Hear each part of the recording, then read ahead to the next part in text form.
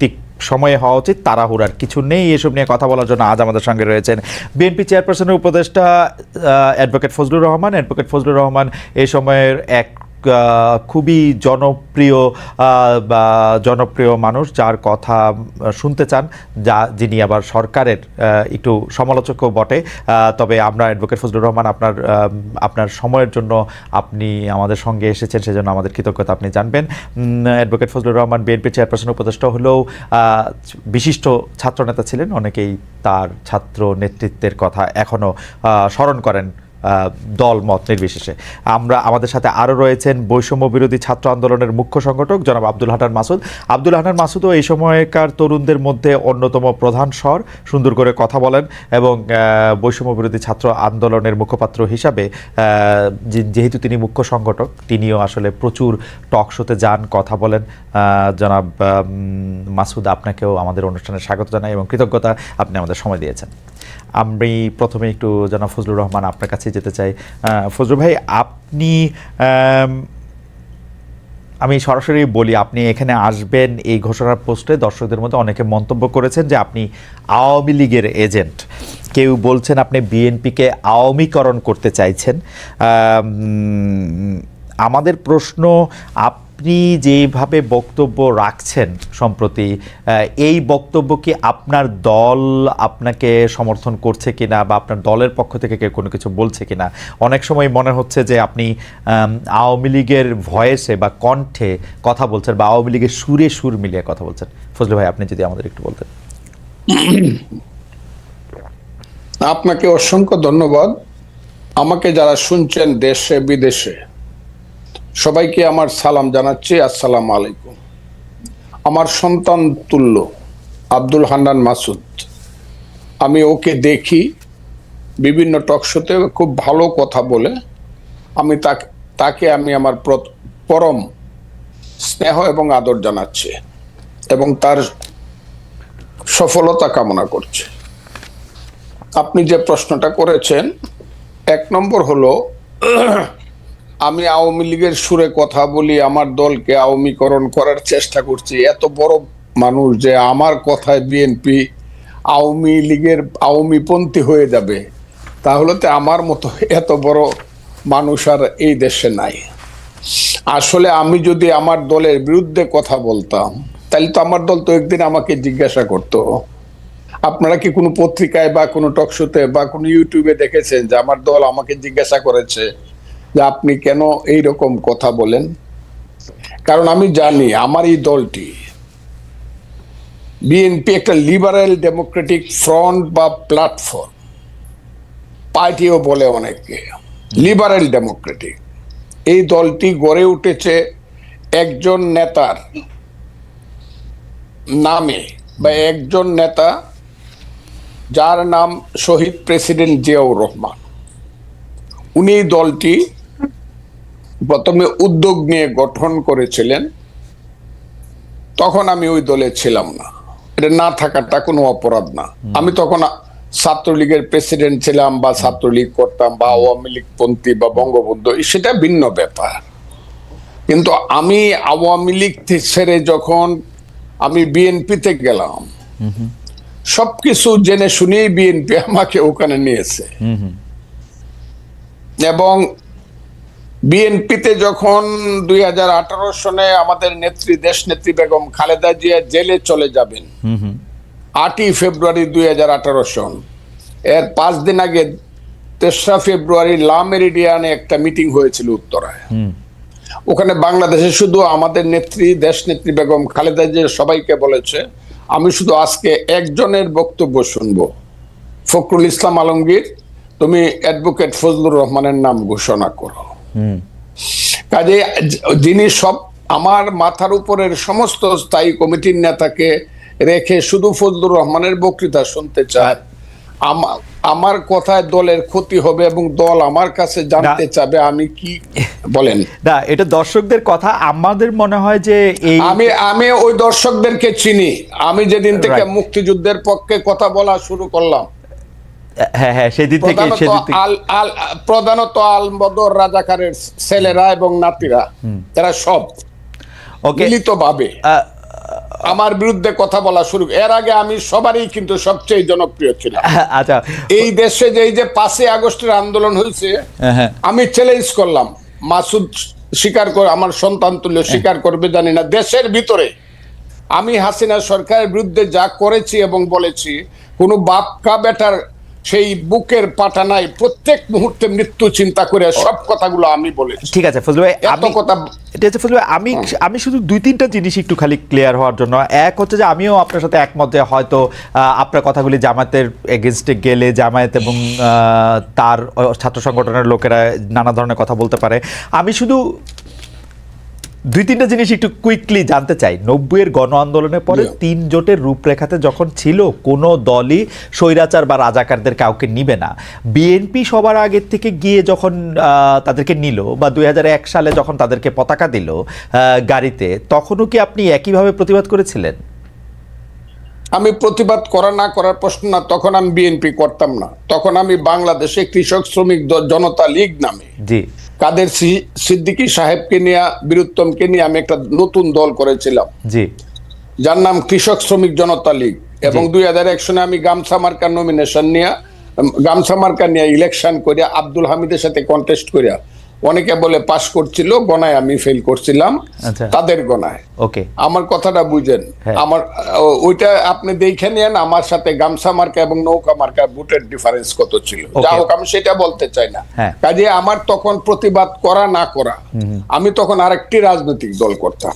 এখন যদি আপনি আমাকে আইসা 26 বছর পরে জিজ্ঞাসা করেন আপনি প্রতিবাদ করছিলেন কিনা, আমি তো সেদিন বিএনপি করতাম। ওকে, একটুকে আমার জানার ছিল, আপনি যখন বিএনপিতে জয়েন করেন তখন কি এই ব্যাপারগুলিকে এভাবেই দেখে আসতেছেন?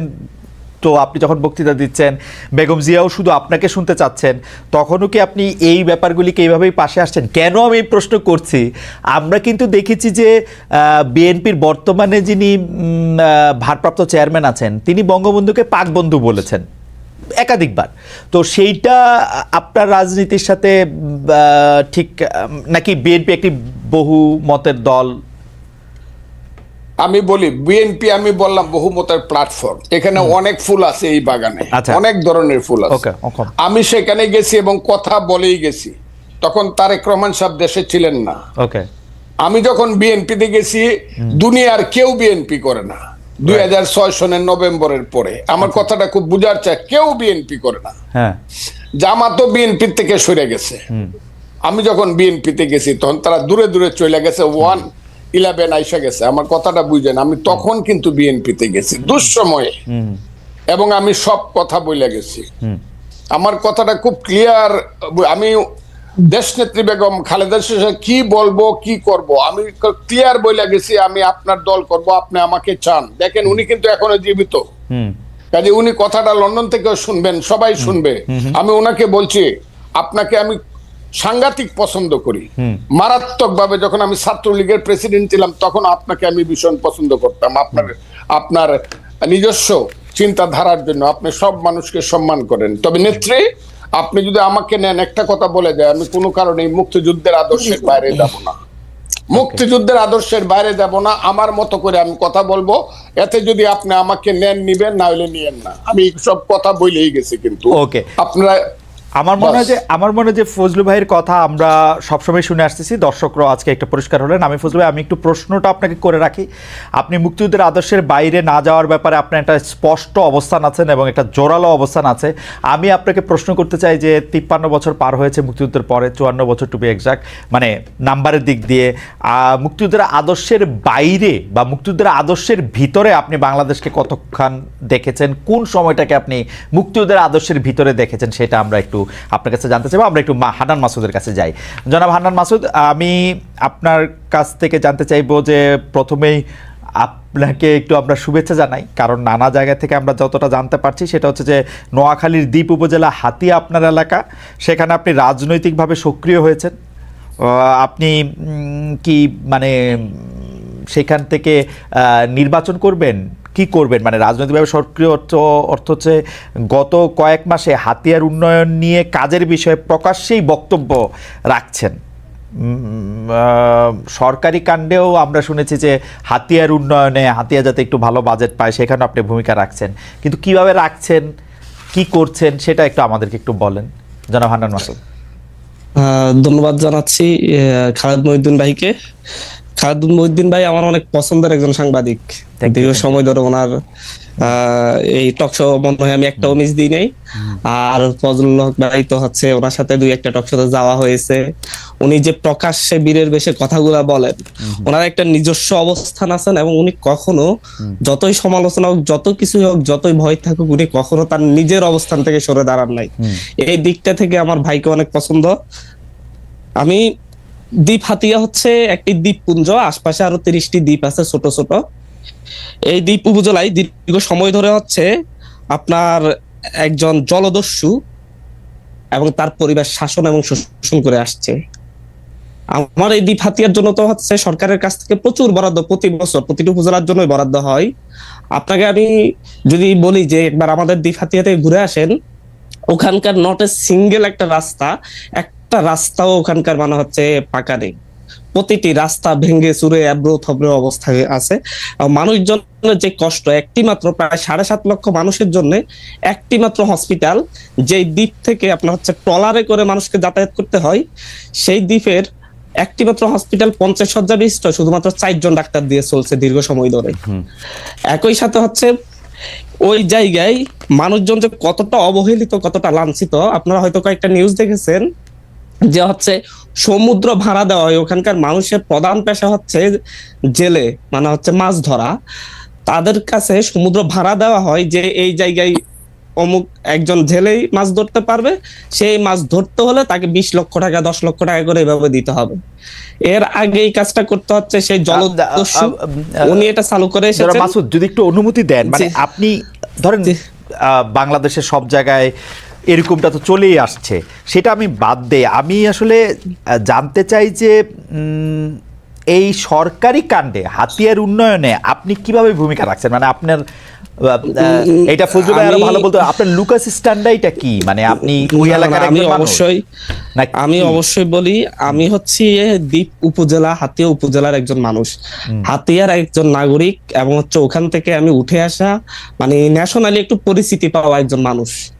আমি এই আন্দোলনের মধ্যে দিয়ে একটু ন্যাশনালি পরিচিতি পেয়েছি, যার ফলে হচ্ছে হাতিয়ার একটি সংস্থা আছে, সমিতি আছে হাতিয়ার, যারা হচ্ছে সুশীল সমাজ, শিক্ষিত জনগোষ্ঠী, ওনারা একটা সমিতি করেন, হাতিয়া দ্বীপ সমিতি।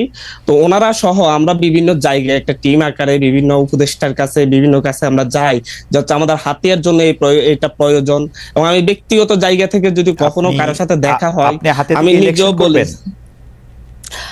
আমি হাতিয়া থেকে ইলেকশন করার চিন্তা ভাবনা রেখেছি, যদি হাতিয়ার মানুষ এখন যেভাবে আমাকে আগ্রহ ভরে ছাড়ছে, কারণ দীর্ঘ সময় ধরে হাতিয়ার মানুষ কাউকে পাই নাই তাদের পাশে। এর আগে আমাদের সম্মানিত একজন এমপি ছিলেন জনাব প্রকৌশলী মোহাম্মদ ফজল আজিম সাহেব, উনি হাতিয়ার জন্য অনেকগুলা কাজ করেছেন, কিন্তু দুঃসময়ে হাতিয়ার মানুষের কখনো খোঁজ নিতে পারেন নাই। ওনার ব্যবসা বাণিজ্যে উনি ব্যস্ত ছিলেন, যার কারণে হচ্ছে হাতিয়াতে একটা নেতৃত্বের শূন্যতা তৈরি হয়েছে। সেই জায়গা থেকে হাতিয়ার মানুষ এখানে অনেক ধরনের অনেকেই নেতৃত্ব দেওয়ার চেষ্টা করছে, আছে। যদি হাতিয়ার মানুষ চাই, আমি সেই ক্ষেত্রে নির্বাচনে যাওয়ার জন্য প্রস্তুতি নিচ্ছি। তবে তার আগে আমরা অন্তত হাতিয়ার মানুষের যে দুর্দশাটা, আমার যে ন্যাশনাল পরিস্থিতি হয়েছে, যে জাতীয় পরিস্থিতিটা আছে, এটাকে কাজে লাগিয়ে আমি চাই যে হচ্ছে নির্বাচন হবে পরের বিষয়, তার আগে আমি যেন হচ্ছে হাতিয়ার মানুষের স্বাস্থ্য সেবা, যাতায়াতের যে অবস্থা, এগুলার একটা পরিবর্তন আনতে চাচ্ছি। জাতীয় পরিচিতি নিয়ে আপনাকে একটু আপনার নজরে নিশ্চয়ই এসেছে, আমি একটু আপনার নজরে আনি যে অনুসন্ধানী সাংবাদিক জনাব জুলকারনাইন সায়ের তার ফেসবুক পোস্টে লিখেছেন, নিজের এলাকা হাতিয়ায় এমন আচরণ করছে, আপনার কথা, যে যেন শেখ হাসিনা সরকারকে সে একাই পতন ঘটিয়েছে। এমন সংবাদও পেয়েছি যে সে টাকার বিনিময়ে ছাত্রলীগ ও আওয়ামী লীগের কর্মীদের পুনর্বাসন করছে। খুবই বিশ্বাসযোগ্য কিছু মানুষ, আমি তার কোটেশনের মধ্যে রাখছি, আমাকে জানিয়েছেন সরকারি টেন্ডার পাইয়ে দিয়ে সে বিপুল পরিমাণ টাকা বানাচ্ছে। তারপরও আমি এসব ছোটোখাটো কর্মকাণ্ড নিয়ে কিছু লিখতে চাইনি। একটু কি আপনি বলবেন যে মানে? না, জুলকারনাইন সাহেব ভাই আমার একজন সম্মানিত মানুষ, আমি ওনাকে শ্রদ্ধা করি। আন্দোলনের সময়ে ওনার সাথে অনেকবার যোগাযোগ হয়েছে, উনি অনেকগুলো অভিযোগ এনেছেন, ওনার সাথে আমার পরবর্তীতে কথা হয়েছে, উনি অনেকের কাছে শুনেছেন। আমি ওনাকে বলেছি যে হচ্ছে ভাই আপনি আপনার যে ইন্টেলিজেন্স কিংবা অনুসন্ধানী লোকজন আছে ওনাদেরকে পাঠান, হাতিয়াতে দেখে আসুক আসলে হাতিয়াতে আওয়ামী লীগকে কারা পুনর্বাসিত করছে, আর হচ্ছে কিভাবে আওয়ামী লীগের বিরুদ্ধে আমার অবস্থান নিয়েছি। এবং একই সাথে হাতিয়া উপজেলায় এই যে সিএনজি স্ট্যান্ড থেকে চাঁদাবাজি করে প্রতিটা জায়গা থেকে, হাতিয়া এটা বন্ধ। ঘাট কেন্দ্রিক চাঁদাবাজি সেটা হাতিয়াতে বন্ধ, শুধুমাত্র আমার এই শক্ত স্ট্যান্ডের কারণে সম্ভব হয়েছে। না হয় বাংলাদেশের প্রতিটি জায়গায় যে পরিমাণ চাঁদাবাজি হচ্ছে আওয়ামী লীগ যাওয়ার পরে অন্য দল, সেটা হাতিয়াতে চলমান থাকতো। মাসুদ ভাই, এবং এই ক্ষেত্রে যদি হচ্ছে মাসুদ ভাই, প্রতিবাদ করার মতো কেউ থাকলে, ভাই আমি একটু শেষ করি, জি শেষ করেন। প্রতিবাদ করার মতো কেউ না থাকলে তাহলে এটা খুব ভালোভাবে চলতে থাকে। তো হচ্ছে প্রতিবাদের ভাষা একটু রূঢ় হয়, যেহেতু আমি প্রতিবাদ করছি সেহেতু অনেকের কাছে এটা মনে হতে পারে যে হচ্ছে যে ও একটু রূঢ় ভাষায় কথা বলছে, ও একটু হচ্ছে নিজেকে বেশি জনাব আনন্দ মাসুদ, জনাব আনন্দ মাসুদ, আমি বুঝতে পেরেছি। আমার প্রশ্নটা শুনেন। আপনি তো হাতিয়ার নাগরিক বা হাতিয়ার সন্তান আগেও ছিলেন, পরেও আছেন, মানে 5 আগস্টের আগেও ছিলেন, 5 আগস্টের পরেও আছেন। সেই সময় যে কাজগুলি চলতেছিল, ধরেন চাঁদাবাজি চলতেছিল, সেগুলি তো আপনি তখন বন্ধ করতে পারেন নাই বা চান নাই, নাকি চেয়েছিলেন? না, আমরা তখনও চেয়েছি কিন্তু আমাদের সেই ধরনের স্ট্যান্ডটা নিতে পারি নাই। আচ্ছা, কারণ হচ্ছে এখন আমাদের যে নিতে পজিশন পারতেছেন এর কারণ দুর্বল কি? ছিল। এখন নিতে পারতেছেন এর কারণ হচ্ছে ন্যাশনাল পরিস্থিতির কারণে এই যে আমাদের বিভিন্ন বিশ্ববিদ্যালয়ের আমাদের যে পাবলিক বিশ্ববিদ্যালয়ের যে শিক্ষার্থীরা আছে তারা আমাকে পুরোপুরি সাপোর্ট দিচ্ছে, এবং হচ্ছে তারা বিভিন্ন যে সামাজিক সংগঠনগুলো আছে তারা আমাদের সাথে এসে একসাথে দাঁড়াচ্ছে। কারণ তারা এখন সাহস পাচ্ছে যে হচ্ছে কেউ একজন অন্তত হচ্ছে আমাদের সামনে থেকে নেতৃত্ব দিয়ে প্রতিবাদ করার লোক আছে। আগে আগে আগে আগে এই সমর্থনটা আপনি পান নাই, তাই তো? জি জি জি, অবশ্যই। এর আগে আপনি একটা জিনিস লক্ষ্য করবেন, আমাদের উপজেলাতে আমি বলবো মানে হচ্ছে আমাদের এই হাতিয়া উপজেলাতে আমি কয়েকটা বিষয়ে প্রতিবাদ করতে গিয়ে এর আগে লাঞ্ছিত হয়েছি, ঘাট কেন্দ্রিক প্রতিবাদ করতে গিয়ে লাঞ্ছিত হয়েছি। মানে এমনকি স্টুডেন্ট অবস্থায় আমি প্রতিটি ক্ষেত্রে প্রতিবাদ করতাম। আচ্ছা আচ্ছা, আমার জায়গা থেকে এখন এখন এমনকি এখন এক পর্যায়ে আমার জীবন হুমকির মুখে পড়ার কারণে আমার বাবা বলছিল তুমি আপাতত বাড়িতে আইসো না, তোমাকে বিপদে ফেলতে হবে। ওকে, পরিষ্কার। আমি একটু আমি আমি আমি জনাব হান্নান মাসুদ একটু এই পর্যায়ে একটু শেষ কথা বলি। সরকার, আপনি যখন এইসব প্রতিবাদ করতে যান, চাঁদাবাজি বন্ধ করতে যান, তখন সরকারি লোকজন আপনার সঙ্গে থাকে, পুলিশ, অ্যাডমিনিস্ট্রেশনের লোকজন? দেখেন হচ্ছে যদি আমি একটা জিনিস একটা জায়গায় খুব স্পষ্ট করে বলছি, যখন আপনি ভালো কোনো কাজ করতে যাবেন তখন যদি হচ্ছে প্রশাসনকে যদি বুঝাতে পারেন যে এটা আসলে ভালো কাজ, তারা আসলে সেই ক্ষেত্রে তাদের নৈতিক জায়গা থেকে অনেক ক্ষেত্রে সমর্থন দেয়।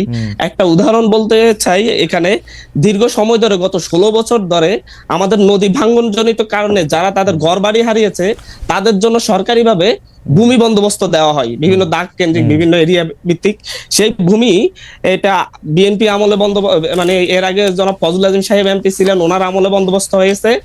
কিন্তু হচ্ছে এটা আওয়ামী লীগ বিএনপি দুইটা ভাগাভাগি করে সাধারণ মানুষগুলাকে কিন্তু হচ্ছে এই ভূমিগুলো বুঝিয়ে দেয় নাই। কিন্তু গভর্নমেন্টের জায়গায় এই বিষয়টা ছিল যে হচ্ছে গভর্নমেন্ট কিন্তু হচ্ছে যখন বুঝিয়ে দেয় হিসাব করে যে এই জায়গায় আছে ধরে নিয়েই বুঝিয়ে দেয়। কিন্তু আমাদের এই জায়গায় 16 বছর যাবত কাউকে সেই জায়গায় যেতে দেওয়া হয় নাই। যখন এই বিষয়টা নিয়ে আমি হাসান আরিফ স্যারের সাথে একদিন কথা বলেছিলাম, তার মানে এই জায়গায় হচ্ছে মানুষ লাঞ্ছিত হচ্ছে এবং হচ্ছে প্রশাসন খুব সাহসী ভূমিকা রেখে তারা এই জায়গায় হেল্প করে মানুষজনকে জমিগুলো বুঝিয়ে দিচ্ছে। রাইট। জনাব আনন্দ মাসুদ, আপনার কখনো এরকম সন্দেহ হয় নাই যে এখন যেহেতু প্রশাসনে বা সরকারে আপনার বন্ধু বান্ধবেরা আছেন সেহেতু আপনার জন্য কাজটা সহজ হচ্ছে? না, আমি সেটা মনে করছি না। আমি মনে করছি প্রশাসনের যেহেতু এখন প্রশাসনে এবং সরকারে যেহেতু এখন আওয়ামী ফ্যাসিস্টের দোসরগুলা নেই, সেহেতু হচ্ছে এখন যেহেতু দেশপ্রেমিক অধিকাংশ দেশপ্রেমিক মানুষ আছে, সেই ক্ষেত্রে দেশের যে কোনো ভালো কাজের জন্য তারা সহযোগিতা করছে এবং আমাদের জন্য এটা ভালো হচ্ছে, সহজ হচ্ছে। ধরেন এখন বিএনপি ক্ষমতায় থাকলেও আপনারা প্রশাসনকে এরকম বুঝাতে পারতেন, এরকম মনে করতেন? আমি একটা জিনিস মনে করি, বিএনপি ক্ষমতায় থাকলেও যদি আমাদের সাবেক এমপি ফজলুল আজিম সাহেব উনি যদি এমপি হতেন, উনি নিজে এগুলো অনেকগুলো উনি নিজেও সমাধান করতে পারতেন। কারণ উনি অত্যন্ত মানুষকে ভালোবেসে অনেকগুলো কাজ করে গিয়েছেন। এটা আমরা ওনাকে এখনো এই জন্যই শ্রদ্ধা করি। ফ্যান্টাস্টিক। মাসুদ ভাই, আপনাকে ধন্যবাদ। আমি একটু আবার জনাব ফজলুর রহমান ভাইয়ের কাছে আসি।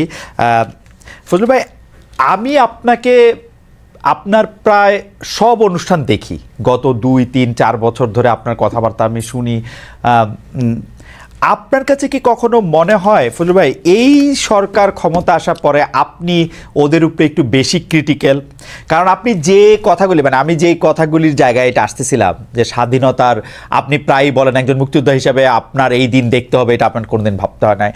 একজন মুক্তিযোদ্ধা হিসেবে আওয়ামী লীগের 15 বছর আপনি কেমনে দেখলেন ফজলুল ভাই?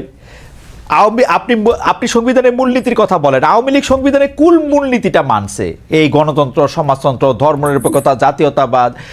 কোন সংবিধান দেখা বাংলাদেশটা পরিচালিত হয়েছে? ভোট হোক, যাই হোক। কিন্তু যদি আপনি তুলনামূলক জায়গা থেকেও বলেন, আপনি বিএনপির জায়গা থেকেও আপনার আমি প্রশ্ন করতে পারি যে বিএনপির আমলে কোন বাংলাদেশের কোন সাংবিধানিক মূলনীতি রক্ষা করা হয়েছে? বিচার বিভাগে হত্যা কোনটা বন্ধ হয়েছে? কিন্তু এই সরকারের সময় এসে আপনি এত বেশি হতাশ কেন হয়ে পড়লেন ফজলু ভাই? আপনাকে অসংখ্য ধন্যবাদ। আমি আমার সেই ভাইয়ের কথা, মাসুদের কথা শুনছিলাম। জীবনে কোনোদিন হতাশ হই নাই। এই বাংলাটা আমার ব্যাপারে ব্যবহার করবেন না। আমি কোনো হতাশ মানুষ না। আমি আপনাকে অনুরোধ করব এই বাংলাটা কেউ যাতে আমার ব্যাপারে ব্যবহার না করে। ওকে, পয়েন্ট 1। 2 নম্বর হলো, আমি এই সরকারের বিরুদ্ধে ক্রিটিক্যাল। এই সরকার যারা আনছে, আমি এখনো চ্যালেঞ্জ করছি। গত 10 বছর, আমি 15 বছর আওয়ামী লীগ সরকারের বিরুদ্ধে আমি যা করছি, আমি যা বলছি, আমার নামে যে রাষ্ট্রদ্রোহ মামলা হয়েছে, আমাকে যে আমেরিকাতে নির্বাসনে রাখা হয়েছে, আমাকে যে জেলে রাখা হয়েছে, এই আমি 10 বছর বাড়িতে যাইতে পারি নাই, মা বাবার কবর জিয়ারত করতে পারি নাই হাসিনা সরকারের সমালোচনা করার কারণে। আমি যতবার হাসিনা সরকারকে ফ্যাসিস্ট বলছি, ফ্যাসিস্ট বা যে শব্দটা, এটাই আমি প্রথম এস্টাবলিশ করছি সবার আগে। আমি একটা কথা সবসময় বলি, what Bengal things today, rest of India things tomorrow. Gokhale নামে একজন মহান ব্যক্তি এই কথাটা বলেছিলেন। আমি একটা বলতে চাই, আমি ওই দিন জনসভায় বলছি যে আমি যা বলি তার অনেক দিন পরে অনেকে সেই কথাটা বলে। এই সরকার ক্ষমতায় আসার পিছনে, ক্ষমতায় বলবো না, দায়িত্ব পাওয়ার আসার পিছনে আমারও অনেক বেশি প্রচেষ্টা আছে, জীবন মৃত্যুর খেলা আছে। আমার ছেলেগুলা রাত্র 3টার সময় বাইরে হয়ে গেছে, খুঁজে পাইনি, 5 দিন বাসায় আসে নাই। এগুলো আমরাও মাঠেও ছিলাম, বক্তব্য ছিলাম। ফ্রান্স বিপ্লব যে হয়েছে, বিপ্লবের কয়জন নেতার নাম আপনি বলতে পারবেন? কিন্তু ভলটেয়ার, রুসু, যারা ফিলোসফিক্যালি মানুষকে উদ্বুদ্ধ করছে, তাদের নাম বলতে পারবেন। এই দেশে যারা হাসিনা বিরুদ্ধে আদর্শগতভাবে মানুষকে উদ্বুদ্ধ করছে, আমি দাবি করি তার মধ্যে আমি শুধু একজন না, সবার মধ্যে আমি অন্যতম। আর বেশি বললাম না, বললে আবার নিজের ব্যাপারে বেশি ডুল পিটানো হয়। আমি প্রত্যেকদিন বলতাম আমার ওয়াইফকে, যে কোনো সময় আমি মরতে পারি, তুমি বিধবা হইতে পারো, ছেলেরা এতিম হইতে পারে, ভয় পাইবা না। এইসব কথা আমি আপনাকে বলি। আওয়ামী লীগের বিরুদ্ধে আমি যে ফাইটটা, আওয়ামী লীগ মানে 15 বছর হাসিনার বিরুদ্ধে, 15 বছর না, 96 সন থেকে শেখ হাসিনার বিরুদ্ধে। আমার 3টা ইলেকশন শেখ হাসিনা লুট করে নিছে। আব্দুল হামিদ আমার সঙ্গে 2টা ইলেকশনে ফেল করছে, তারপর আমাকে ডিক্লেয়ার করে নাই। আমি স্বতন্ত্র ইলেকশনে 96 সনে আব্দুল হামিদের চেয়ে 5200 ভোট বেশি পাস করছিলাম। 96 এর ভোটটা গণলে এখনো প্রমাণিত হবে। কাজে আমি আওয়ামী লীগের প্রতি, আমি এখন বলতেছি যে আওয়ামী লীগের লিখতে 10 বছর সময় লাগবে। আপনি কি শুনছেন আমার এই বাক্যটা? কতদিন যাবত শুনছেন? আপনি নিজে বলেন। আওয়ামী লীগের বলতে বলছি, আমি বলছি আওয়ামী লীগের হাইব্রিডরা। প্রথমত শেখ হাসিনা নিঃশর্ত শুধু ক্ষমা না, কি ক্ষমা চাইতে হবে যদি বাংলার মানুষ ক্ষমা না করে? আওয়ামী লীগের এই হাইব্রিড যারা কোনোদিনই দেশে পলিটিক্স করতে পারবে না। এই কথাটা আমি বলছি, প্রতিদিন বলতেছি, এখনো বলছি। এখন আমি বলতেছি সরকারের বিরুদ্ধে আমি না, কিন্তু সরকারের কর্মকাণ্ডের বিরুদ্ধে। আমি ইউনূস সাহেব যেদিন হয়েছে, আমি ইউনূস সাহেব সম্পর্কে যা বলছি, মাসুদ কেন, আপনি কেন, বাংলাদেশের কেউ বলতে পারবেন আমি ইউনূস সাহেবকে কি বলছি? শোনেন না আমি কি বলছি? 100 বছরের মধ্যে এমন সুসন্তান বাংলায় জন্মগ্রহণ করে নাই। বাঙালি মুসলমানের মধ্যে তিনি সুসন্তান, যিনি নোবেল প্রাইজ দেন। এগুলো আমি বলছি।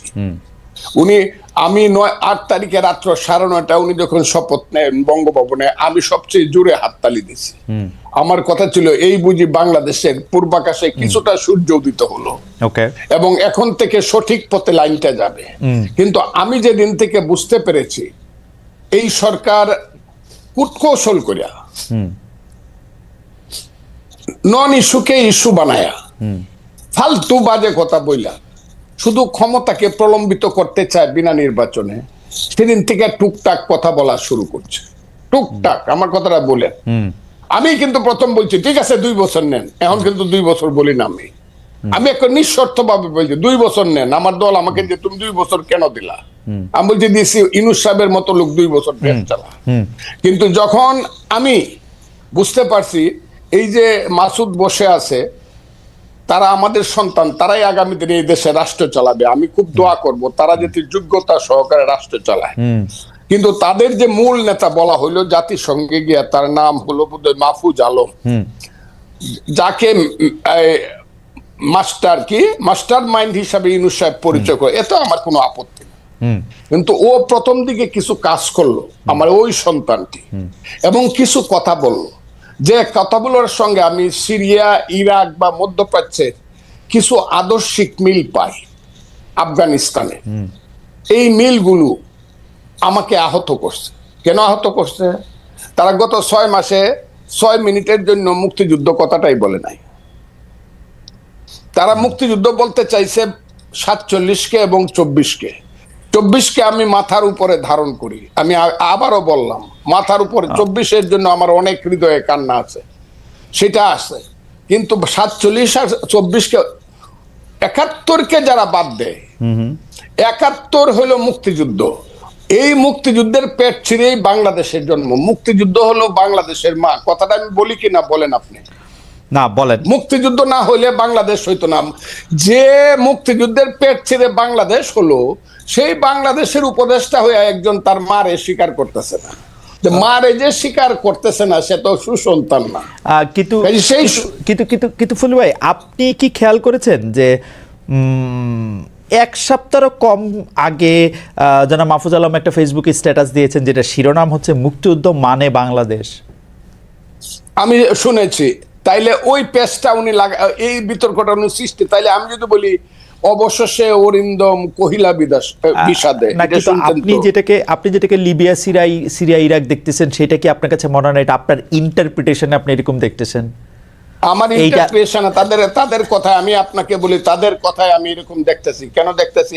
এখন আবার কালকে দেখলাম তারা যে নতুন দল করবে, এটার যে কথাবার্তাগুলো তারা বলছে, সব হলো লিবারেল ডেমোক্রেটিক পার্টির কথা। তা আপনি যদি সকালে একরকম কথা বলেন, দুপুরে একরকম বলেন, বিকালে একরকম বলেন, রাত্রে একরকম বলেন, তা আপনি একটা দেশকে কিভাবে পরিচালনা করবেন এবং কিভাবে একটা নতুন দল গঠন করিয়া? কিন্তু ফজলু ভাই, আপনি দেখতেছেন না, এরা তো একটা যুদ্ধের মধ্যে আছে। আসলে এই যুদ্ধ তো শেষ হয় নাই, এরা কিন্তু এখনো এই ভয় পাইতেছে। ফজলু ভাই, আপনার কিন্তু এই ভয় আপনি বহু আগে জয় করে আসছেন, যে এরা কিন্তু এই ভয় এখনো আছে যে একটা আওয়ামী লীগ সরকার আসলে তাদের কি করবে। এরা যখন মাঠে কাজ করতে যাচ্ছে, আপনি জানেন বিভিন্ন রাজনৈতিক দলের নেতাদের কিন্তু ওদের নানাভাবে মোকাবেলা করতে হইতেছে। বাংলাদেশের রাজনীতির মাঠে তাকানো, আমার কথাটা শুনতে হবে আপনাকে। চেতনার দিকে যদি আপনার ঘাটতি থাকে, চেতনায় ঘাটতি। জি, রাজনীতিতে প্রথম আসে ফিলোসফি, ইডিওলজি। রাজনীতির প্রথম কাজ হলো ফিলোসফি, ইডিওলজি। তারপরে আসবে understanding, feelings, realisation, theory and practice. Right. আপনি যদি ফিলোসফিতে বারবার ওই লেখেন যে 52 থেকে 24, 71টা বাদ দিয়ে যদি আপনি 21, ওই যে এটা কি বলে 21শে ফেব্রুয়ারি মাস করেন, আমার ভাইয়ের রক্তে রাঙ্গানো 21শে ফেব্রুয়ারি, আপনি 52 আর 24 করে ফেললেন, একবারে পোস্টার করে ফেললেন। 71টা আপনি বাদ দিয়ে দিলেন। 71টা আপনাকে কি কামড়াইছে নাকি? যদি আপনি 71-এ না থাকেন, আমি ওদের সাথে থাকবো না। আর ছেলেরা যদি 71-এর সাথে থাকে, মুক্তিযুদ্ধের সাথে থাকে, বাংলাদেশের সাথে থাকে, যে ইয়েস বাংলাদেশ ঠিক আছে, 71 ঠিক আছে, তাদের যে নেতা, বাংলাদেশের নেতা শেরে বাংলা একে ফজলুল হক, হুসেন শহীদ সোহরাওয়ার্দী, মৌলানা আব্দুল হামিদ খান ভাসানী, শেখ মুজিবুর রহমান, আতাউল গনি উসমানী, সামরিক নেতা, I do hereby declare the independence of Bangladesh on behalf of our great leader Bangabandhu Sheikh Mujibur Rahman, সেই মেজর জিয়া, সেই খালেদ মোশাররফ, সেই 11টা সেক্টর মুক্তিযুদ্ধকে যদি তারা মানে, আমি কোনো ক্ষমতার দ্বারে তো আমি আপনি শুনছেন বুঝে, আমি বলছি আমাকে প্রধানমন্ত্রী দিল, আমি 10 দিনের সময় নিব, যে আমার একটু চিন্তা করতে দেন নিব কিনা। মন্ত্রী তো জীবনে কোনোদিন নিব, আমার এইগুলোর প্রতি কোনো খায়েশ নাই। তারা যদি এইটা মানে, ওই ছেলেরা দেশ চালাক তাদের নীতিগত ভাবে, কিন্তু মুক্তিযুদ্ধ না মানলে আমি যেই না মানবে তাদের বিরুদ্ধে থাকবো। ফজলু ভাই, আমি খালি ওদের ডিফেন্সে আমি বলতে চাই যে আজকে আমি দেখলাম যে সংস্কৃতি উপদেষ্টা ওই যে 71, 25 মানে 52 পরেই 52 পরে 24 এরকম 71 বাদ দিয়া কিনা। ওইখানে আমি দেখলাম যে পোস্টারের থিমের মধ্যে 71 আছে আসলে, কিন্তু যেটা কি সামনে আছে? কম আসছে, মানে এটা আছে 1 আর 2 হলো আমি 71 যার কম আছে, বাপের নামটা যার ছোট করে লেখে, চাচার নামটা বড় করে লেখে, না কিন্তু সে সুসন্তান না। কিন্তু কিন্তু কিন্তু কিন্তু কিন্তু কিন্তু ফজলু ভাই এই